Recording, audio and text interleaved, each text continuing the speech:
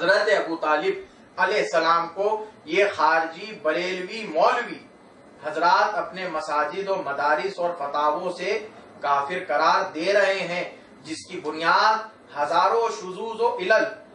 اور ضعف و بطلان جو خلاف قرآن، خلاف قول رسول صلی اللہ علیہ وسلم اور علماء اصولیین کے معیار سے ٹکراتے ہیں، بے سر و پا کی احادیث موجود ہیں، جن کی بنا پر اہل سنت والجماعت کے اہل سنت والجماعت تین گروہ میں متفرع ہے۔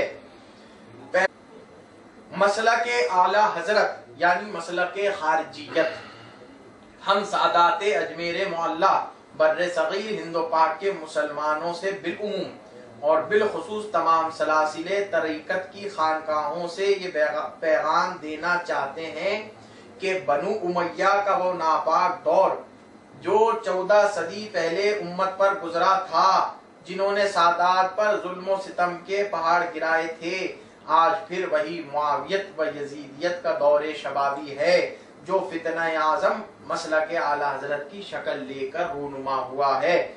یہ مسلک اعلی حضرت جو تنگ نظر، فرقہ پرست، متشدد و متسلب، خارجی و ناصبی اموی مولویوں مفتیوں کی ایجاد کردہ ہیں، جنہوں نے اسلام کا تشخص اور اہل سنت والجماعت کی پہچان کو پارا پارا کر کے شیرازہ بکھیر دیا ہے اور اپنے کفر و فسق کے فتاووں سے عام مسلمانوں کو حیران و پریشان کر دیا ہے، اور سادات عظام کے ادب میں اور مشائخین کرام کی تعلیمات کو درگور کر دیا ہے، اور اپنے ضلالت سے بھرے فتووں سے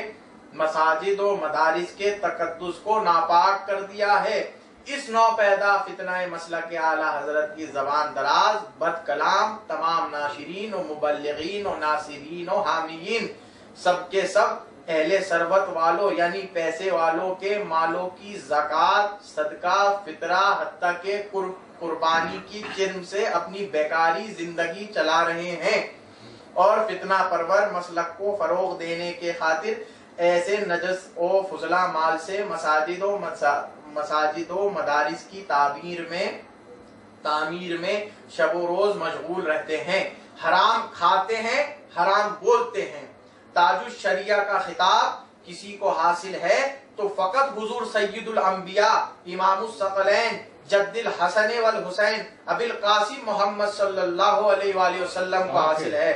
اور یہ بہت بڑی گستاخی ہے کہ ایسا عظیم الشان خطاب کسی فتویٰ باز مولوی کو عطا کر دیا جائے، اور بر صغیر ہند و پاک میں اگر کسی کا لقب اعلی حضرت ہے تو یہ لقب فقط اعلی حضرت حضور خواجہ غریب نواز رحمت اللہ علیہ کی ذات پاک ہے۔ سادات اپنے اجداد کی روش پر قائم ہو، عطائے رسول حضور خواجہ غریب نواز رحمت اللہ علیہ کی بارگاہ وہ میخانہ چشت ہے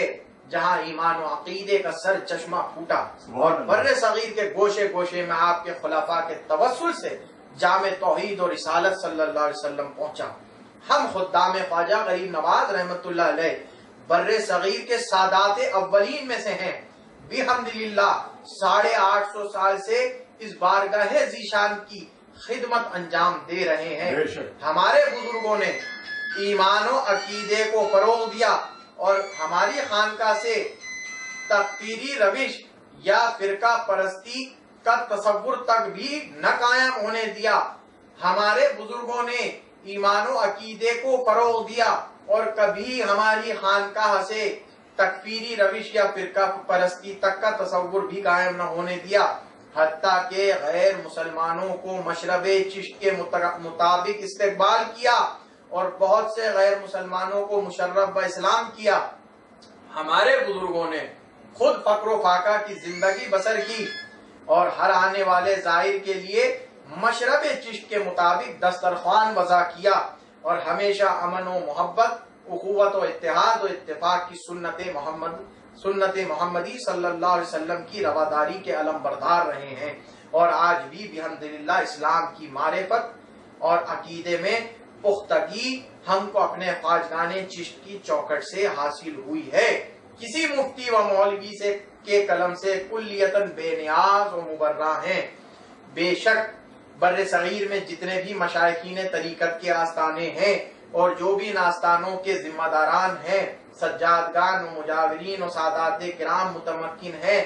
سب کو اپنے صمیم قلب سے محبت کرتے ہیں اور سب کو لائق تعظیم و تکریم جانتے ہیں، لیکن ساتھ ہی ساتھ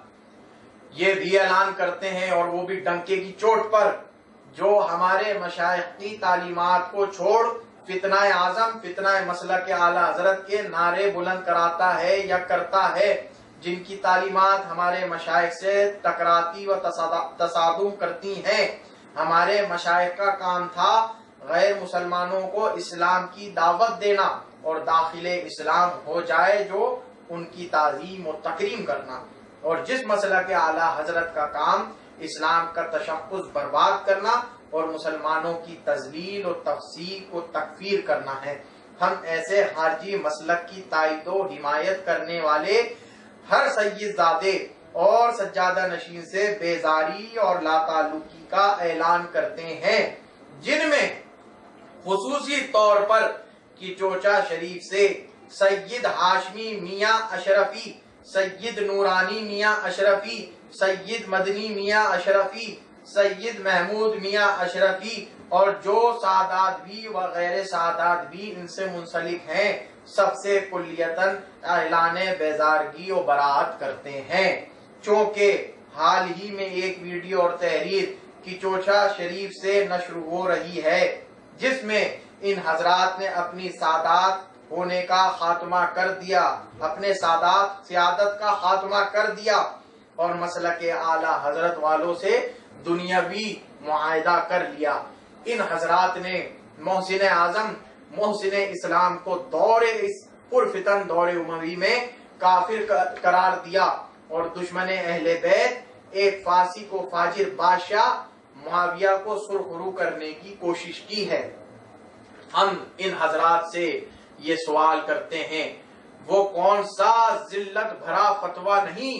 اے اہل کی چوچا جو رضا خوانیوں نے